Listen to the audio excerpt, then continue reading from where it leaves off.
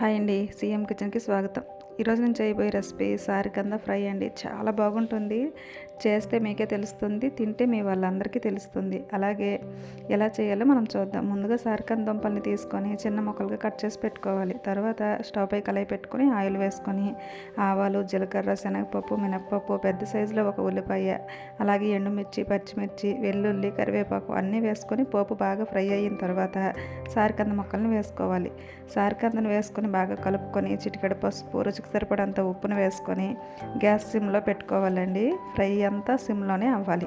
తర్వాత మూత పెట్టుకొని మధ్య మధ్యలో కలుపుతూ ఇలాగా ముక్కలు ఉడికేంత వరకు ఉడికించుకోవాలి. తర్వాత రుచికి సరిపడా కారాన్ని, కొంచెం గరం మసాలాని, అలాగే 1 టీ స్పూన్ శనగపిండిని కూడా వేసుకొని బాగా 1 నిమిషం పాటు ఫ్రై చేసుకోవాలి.